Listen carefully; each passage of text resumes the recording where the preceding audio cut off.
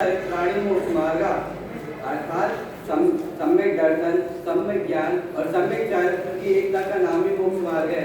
ऐसा आचार्य उमा स्वामी मोक्ष शास्त्र के प्रथम अध्याय के प्रथम सूत्र में कहते हैं। जिनमें से जो व्यवहारवाद मिथ्या दृष्टि जीव है, सम्यक दर्शन और सम्यक ज्ञान जो भूत करता है वो पूर्वोक्त वक्ता द्वारा बताया गया है। तो मैं यहाँ पे जो व्यवहारवाद मिथ्या दृष्टि जीव है, जो सम्यक चारित्र में भूत करता है उसके बारे में बताने आया हूँ। तो ओम नमः सिद्धेभ्य यहाँ पर उपस्थित सम्माननीय मंच एवं सभी श्रोतागणों को मेरा सदा श्रद्धापूर्ण वंदन। आज के इस प्रवर्तमान ज्ञान गोष्ठी में मेरा प्रतिपाद्य बिंदु है सम्यक चारित्र का अन्यथा रूप। इसको हम मुख्य 3 बिंदुओं में समझेंगे। सबसे पहले सम्यक चारित्र का सामान्य स्वरूप, फिर सम्यक चारित्र का अन्यथा रूप जो व्यवहारवाद मिथ्या दृष्टि मानता है, फिर सम्यक चारित्र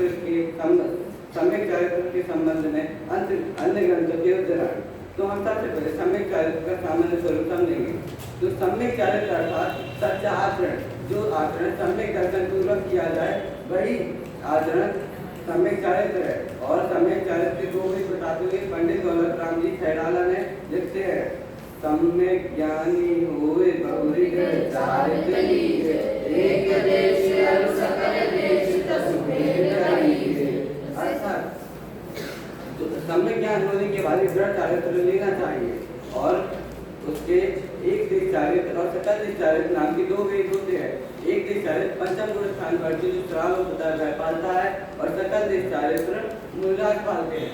इस प्रकार हमने सम्यक चारित्र का सामान्य स्वरूप समझा। अब हम उसका जो व्यवहारवाद मिथ्या दृष्टि की अन्यथा स्वरूप मानता है उसके बारे में समझेंगे। इसको भी हम मुख्य 2 बिंदुओं में समझेंगे। सबसे पहले जो व्यवहारवाद मिथ्या दृष्टि मानता है अन्यथा स्वरूप उसके बारे में समझेंगे। फिर प्रतिज्ञा कैसे लेनी चाहिए उसके बारे में समझेंगे। तो सबसे पहले जैसे किसी को उपवास लेना है, वह उपवास तो ले रहा है इस अभिप्राय के साथ कि उसकी समाज में प्रसिद्धि हो जाए, प्रशंसा हो जाए, इसलिए वह उपवास ले रहा है। लेकिन उसके परिणाम ठीक नहीं चल रहे, वह सो रहा है, मोबाइल चला रहा है, टीवी देख रहा है, इस प्रकार उसके परिणाम अशुभ हो रहे हैं, तो भी वह उपवास कर रहा है। उसकी क्रिया तो ठीक है लेकिन उसके परिणाम और अभिप्राय ठीक नहीं है। लेकिन फल अभिप्राय का लगता है, अभिप्राय में जो वासना है, इच्छा है, उसका लगता है। और अगर परिणाम भी ठीक हो तो भी फल अभिप्राय का ही लगता है।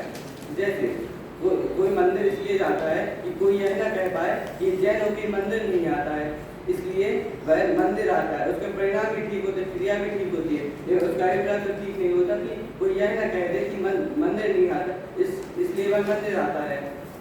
इस प्रकार के अभिप्राय के साथ वह आता है, लेकिन उसको फल तो अभिप्राय का ही लगेगा, और लेकिन उसका अभिप्राय तो ठीक ही नहीं है, इसलिए उसका फल नहीं लगेगा।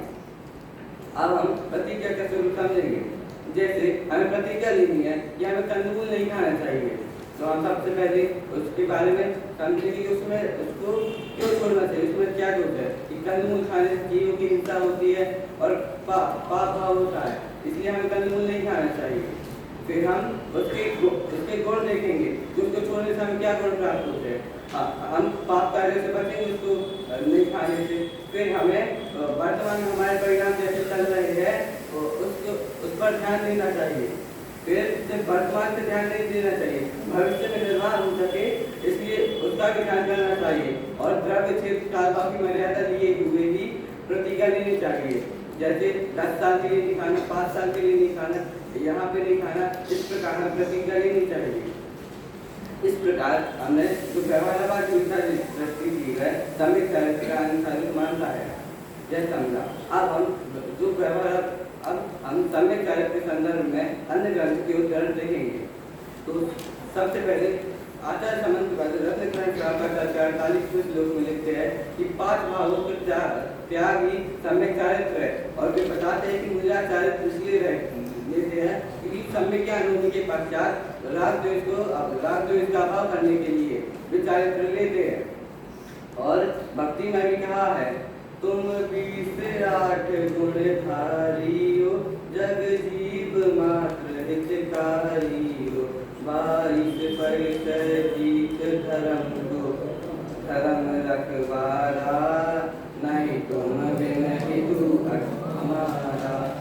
अर्थात जो मूलराज होते हैं वे 28 मूल जिनमें 5 महाव्रत, 5 इंद्रिय विजय, 5 समिति, 6 आवश्यक 3 बुद्धि और 7 शेष गुण आते हैं उनका पालन करते हैं और क्षुधा तृषा आदि 22% का त्याग करते हैं और जो श्रावक होता है वो 12 व्रत पालन करता है जिनमें 5 अनुव्रत 3 गुणव्रत और 4 शिक्षा व्रत होते हैं। इस प्रकार अंत में बस यही कहना चाहूँगा कि हम भी 12 व्रत को धारण करके 28 गुणों का पालन कर और अपने एकमात्र एवं अंतिम लक्ष्य को प्राप्त करें। इस मंगल भावना के साथ मैं अपने विचार को समाप्त करना चाहूँगा।